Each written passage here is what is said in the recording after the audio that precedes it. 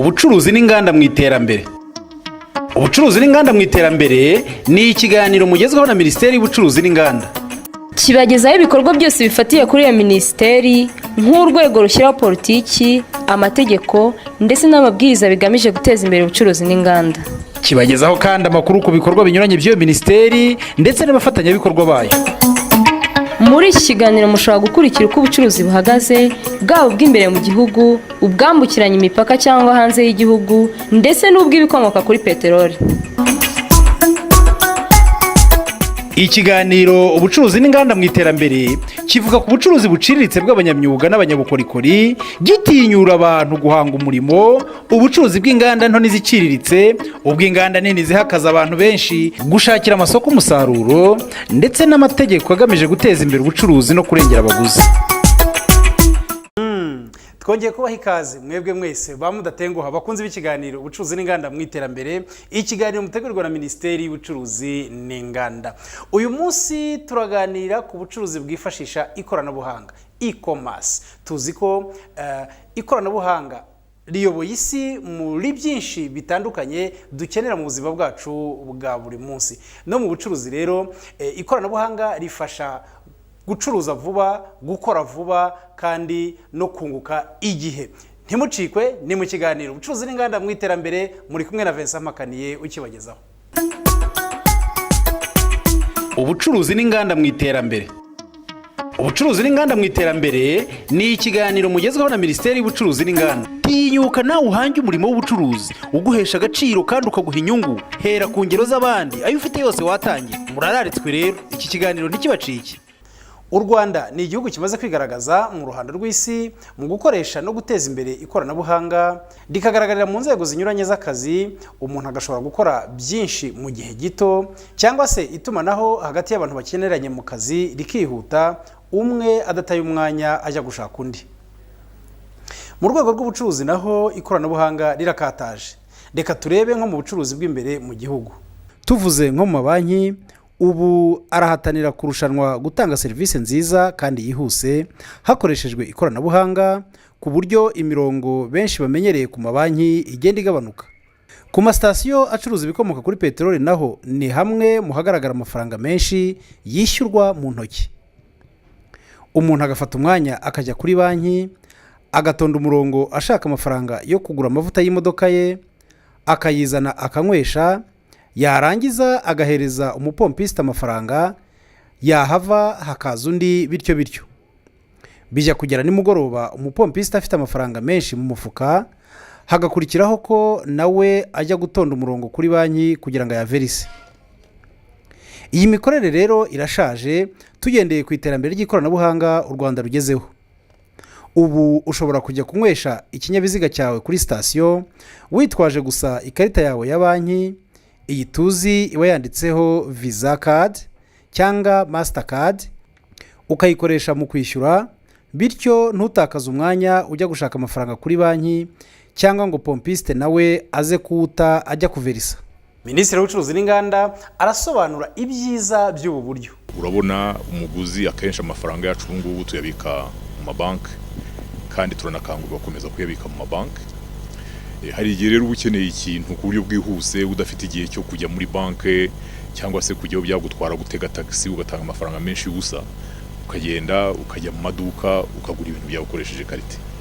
Urumva ibyo bintu bifite inyungu nyinshi mu rwego rwo kuzigama, kuko hari amafaranga udatakaza kubera yuko ufite uburyo bworoshye bwo kwishyurana. Ngo ahantu ugiye hose usiga ugenda ugasanga utu tumashini dusomeye amakarita. Abantu bafite amangazine, amabutike, amaresitora henshi baradufite. Ko mbere yari mbogamizi.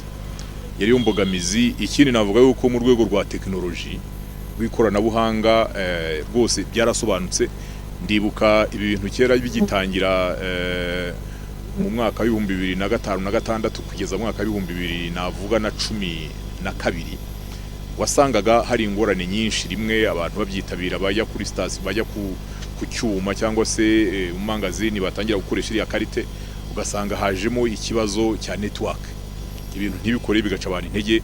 Ariko ubu ngubu ubona harabaye imikoranire myiza cyane hagati y'izi kompanyi za telekomunikasiyo n'amabanke n'abacuruzi kugira ngo hashyirweho system zigezweho zitagituma mu by'ukuri abaguzi bacika intege.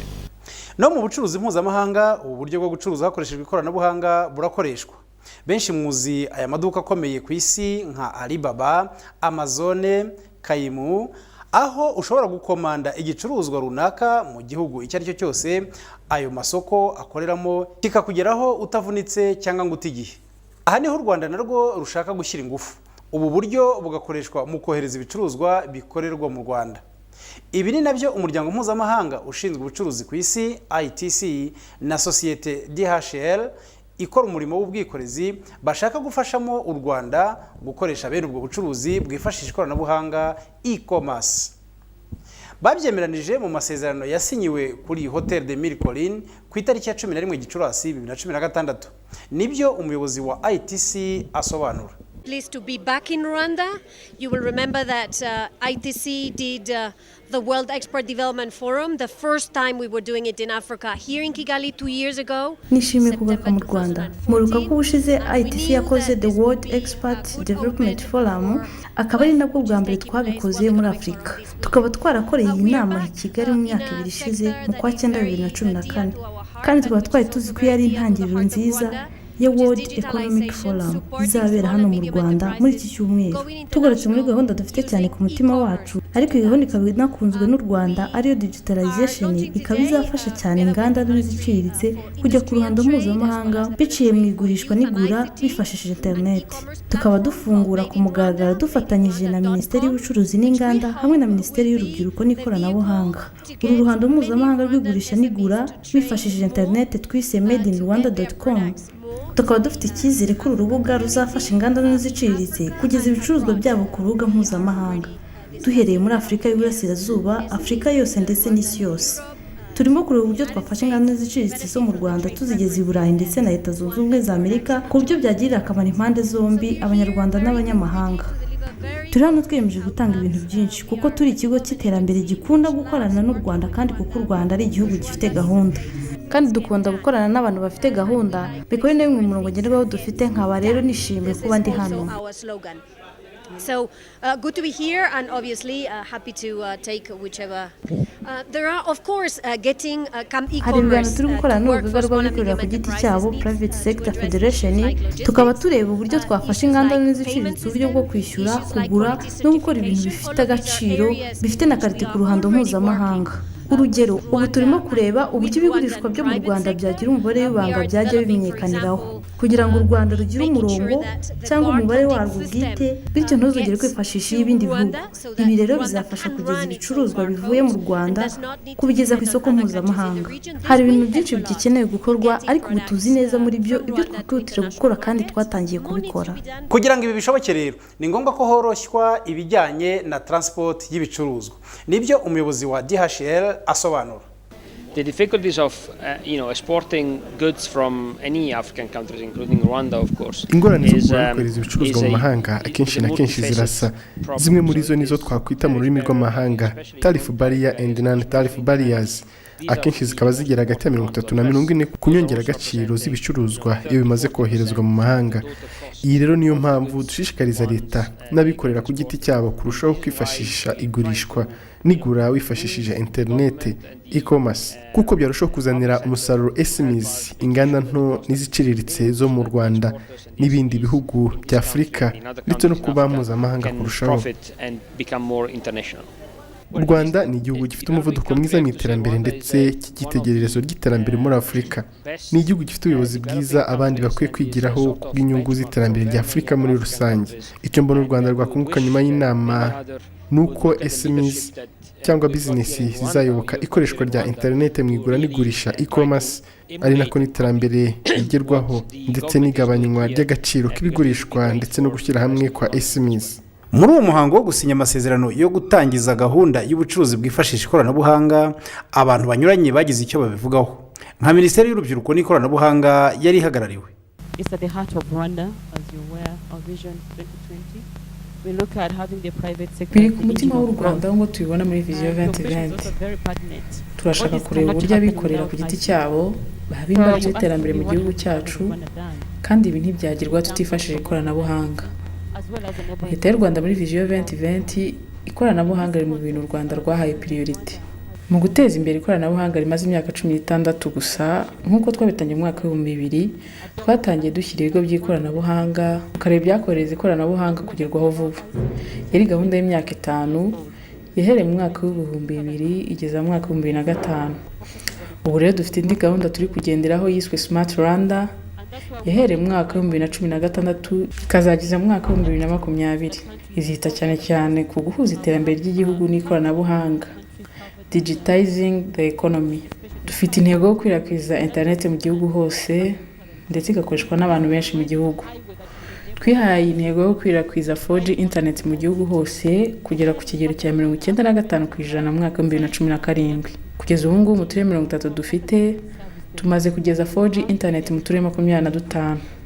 Mwumva ko intego twihaye tuzaba twayigezeho mu mwaka wa 2017.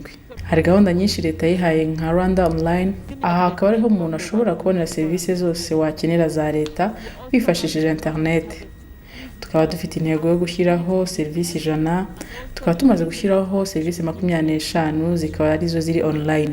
Twarenze impaka y'u Rwanda, aha twavuga nk'amajyaruguru y'u Rwanda, Kenya, Uganda na Sudani y'Epfo, ndetse Congo na Ethiopia birashaka kutwiyungaho bituma integration igerwaho vuba. Twakuyeho roaming charges muri ibi bihugu ko ari 4. About 4 countries, Rwanda, Uganda, Kenya and South Sudan. Now we have DRC and Ethiopia also joining. In these initiatives, we have already seen integration going further deeper, and especially in ICT, we have slashed the roaming charges for all the 4 countries. Ku ruhande rw'u Rwanda, Minisitiri w'Ubucuruzi n'Inganda Francois Kanimba aravuga ko ari amahirwe ku banyarwanda basanzwe bohereza ibintu mu mahanga.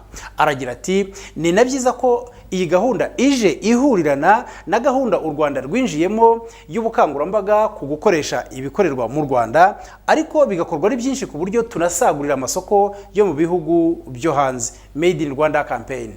Nk'abantu dufite bohereza ibintu mu mahanga usanga yohereza mu gihugu kimwe gusa cyangwa se bibiri iyo bibaye byinshi, kubera yuko ubushobozi n'uburyo bwo gushobora kugera henshi atarabubona. Ariko ubu ngubu ubucuruzi buciye mu ikoranabuhanga ni ukuvuga ngo aho uri hose ushobora kugera mu bihugu byose byo ku isi, ku buryo ushobora kubona abaguzi baturutse mu bihugu byinshi cyane kurusha uko abantu bacuruzaga. Mu Rwanda rero numva ari amahirwe kuba iyi nama yabereye hano, tukaba dufitanye umushinga turi gukorana n'iki kigo gishinzwe ubucuruzi mpuzamahanga International Trade Center, kugira ngo badufashe turebe ubwo buryo ukuntu mu Rwanda twarushaho gufasha ibigo bito n'ibiciriritse kugira ngo babyinjiremo ari benshi. Hari ababitangiye ariko bakabitangira buri wese ari nyamwigendaho, ibijyanye no kugira ngo bashobore kubishyura bicuye nyine muri ubwo buryo bw'ikoranabuhanga haracyarimo ingorane nyinshi. Uro dufite amahirwe kuko International Trade Center yakoze umushinga nk'uyu nguyu muri Maroc, ishyiraho imbuga abantu bashaka gucuruza hanze bakoresha, ndetse iby'amahire iyo mbuga banayita Made in Morocco Portal, ihura neza n'iyi kampanye turimo mu Rwanda ya Made in Rwanda Portal, kubera yuko muri Made in Rwanda campaign twari dufite umushinga natwe wo kuzakora bene iyo nkoranyambuga imeze ityo abantu bashobora gucaho kugira ngo bashobore kumenyekanisha ibintu bacuruzwa bikorerwa mu Rwanda. Uro tumvikanye yuko ntabwo ari ngombwa guhimba ikintu cyakorizwa handi kandi baritwararitse mu by'ukuri ibyangombwa byose kugira ngo gikore neza, yuko iyo poto iyo nkoranyambuga bakoze muri Maroc twari ukuntu twayifata tukayihuza n'ibyo u Rwanda rukeneye n'uburyo igihugu cyacu giteye, ku buryo yakoreshwa vuba na vuba bidatinze, abantu bagatangira kwinjira muri ubwo bucuruzi bushyashya bujyanye n'ikoranabuhanga. Yakomeje avuga ko ubu ari ugutangiza iyi gahunda, ariko ko hakiri ibibazo bizakomeza kuganirwaho cyane cyane nk'ibijyanye wenda na transport ndetse n'ibijyanye n'ubuziranenge. Niba ugomba kuvana ibicuruzwa mu Rwanda, imyenda, ibiseke n'ibindi ubijyana muri Amerika cyangwa se ubijyana mu Burayi, byanze bikunze bigomba gufata umuhanda wo kujyayo nk'uko ibindi bicuruzwa bisanzwe. Icyo ngicyo ni ikibazo abantu bose bahura nacyo. Nk'uko mwabyumvise harimo ibibazo byinshi cyane. Hari ikibazo kijyanye na za standards, rimwe na rimwe usanga mu bihugu binyuranye bafite za standards zabo bwite, batemera standards z'ibindi bihugu. Wajyanayo ibicuruzwa byawe kandi bifite certificate, icyemezo cy'ubuziranenge cy'urwego rw'igihugu rushinzwe gutanga bene ibyo byemezo, ugasanga hirya no hino ntibyemewe. Aho ngaho haracyari ikibazo rusange mu bucuruzi mpuzamahanga. Ntabwo ari u Rwanda dufite bene icyo kibazo gusa. Bumvise yuko hari n'impaka ndende cyane hagati y'Abanyamerika n'Abanyaburayi mu masezerano y'ubucuruzi bari kugirana. Icyo kibazo kiraganirwa ariko nta gisubizo barabona. Natwe rero turagifite hano mu karere ka East Africa. Hari igihe tujya tujyana ibicuruzwa byacu abanyenganda bagashaka kwinjira muri iki gihugu bajyanyeyo ibicuruzwa byo mu Rwanda bifite icyemezo cy'ubuziranenge, ugasanga hari ibibazo bahuye nabyo, kandi twaragiranye amasezerano mu rwego rwa East African Community uburyo ibigo by'ubuziranenge bikorana buri cyose kikemera icyemezo cyatanzwe n'abandi, ariko ntabwo birafata neza. Birasaba yuko dukomeza kubiganiraho. Abasanzwe bohereza ibintu mu mahanga se bo barabona bate iyi gahunda? Uyu ni Jeannette Nkubana uhagarariye kampani yitwa Gahaya Links. Hanze kuva 2004 ducururiza muri Amerika, kugeza ubu uyu ni umwaka wa 11 dukora business hanze.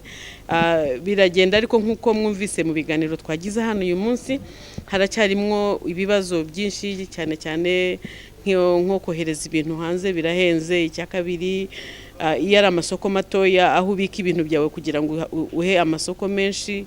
Ikindi cya gatatu ni ikintu cyerekeranye n'ubuziranenge, kubera yuko ubuziranenge bw'u Rwanda, iyo utwaye ibintu hanze bagendera ku buziranenge bw'iwabo. Reka tureke n'amasoko yo muri Amerika cyangwa na EU market, na hano muri East Africa usanga Kenya ifite ubuziranenge bwabo, Uganda, Tanzania, ku buryo rero ikintu kivuye u Rwanda nacyo babanza kugishyira mu by'iwabo. Twabivuzeho cyane, bagiye kwiga uburyo nka East Africa kubanza kubishyira kwemeza standards zikora muri East Africa.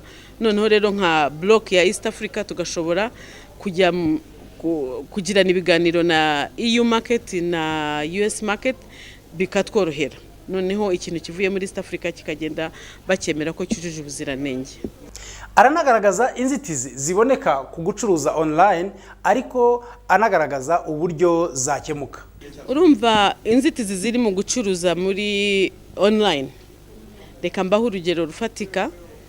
Shobora kuba ngurishije igiseke amadolari 30 tuvuge, ariko uwukiguza ari muri Australia cyangwa muri Amerika. Kugira ngo rero uvane cya giseke kimwe mu Rwanda ukijyane Amerika cyangwa Australia, amafaranga kigejeje yaruta igiciro cy'icyo wakigurishije. Urumva ushobora kukiba wakigurishije 30, ariko kukigezeyo bikaba 60, ugasanga kigezeyo kiri ku madolari 90. Ubwo urumva rero ntabwo byashoboka. Niyo mpamvu mu kiganiro natanze navuze ko tuziga ingamba uko dushobora gushaka, nka niba turi muri EU market dushaka ahantu dushyira warehousing y'ibintu byacu, bivuga yuko hatazagenda Gahaya Links gusa, tuzagenda nk'abacuruzi b'i Rwanda dufite products nyinshi tukazishyira muri iyo warehouse. Noneho aho ngaho tuzashobora gucuruza Rwanda, made in Rwanda online. Ni initiative tumaze imyaka 2 dukorana na ITC, mwabonye ko bayironchinze, ariko izo nzitizi ziracyarimo, ariko ndumva ukuntu leta yacu iteza imbere ubucuruzi, ndumva nabyo bizakemuka vuba. Noneho tukiga uburyo abanyarwanda benshi twakwibumbira hamwe, tugashyira nka container yuzuye ibintu twese tukabishyiramo, tukabibika hamwe, tukabicururiza hamwe, noneho bakazajya bikatworohera. Bakunze b'ikiganiro ubucuruzi n'inganda mu iterambere, mutegurirwa na Minisiteri y'Ubucuruzi n'Inganda. Tugeza ku musozo w'ikiganiro cyo kuri iki cyumweru.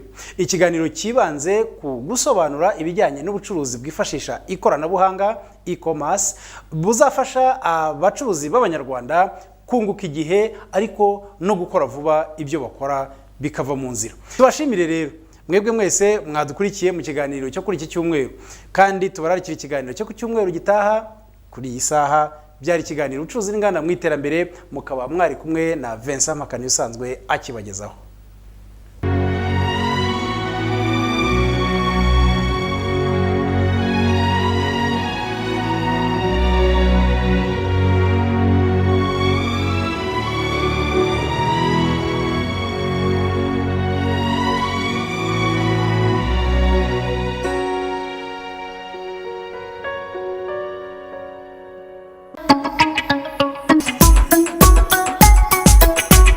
Ubucuruzi n'inganda mu iterambere. Ubucuruzi n'inganda mu iterambere ni ikiganiro mugezweho na Minisiteri y'Ubucuruzi n'Inganda. Kibagezaho ibikorwa byose bifatiye kuri iyo minisiteri nk'urwego rushyiraho politiki, amategeko ndetse n'amabwiriza bigamije guteza imbere ubucuruzi n'inganda. Kibagezaho kandi amakuru ku bikorwa binyuranye by'iyo minisiteri ndetse n'abafatanyabikorwa bayo. Muri iki kiganiro mushobora gukurikira uko ubucuruzi buhagaze, bwaba ubw'imbere mu gihugu, ubwambukiranya imipaka cyangwa hanze y'igihugu, ndetse n'ubw'ibikomoka kuri peteroli. Ikiganiro ubucuruzi n'inganda mu iterambere kivuga ku bucuruzi buciriritse bw'abanyamyuga n'abanyabukorikori, gitinyura abantu guhanga umurimo, ubucuruzi bw'inganda nto n'iziciriritse, ubw'inganda nini zihakaza abantu benshi, gushakira amasoko umusaruro ndetse n'amategeko agamije guteza imbere ubucuruzi no kurengera abaguzi.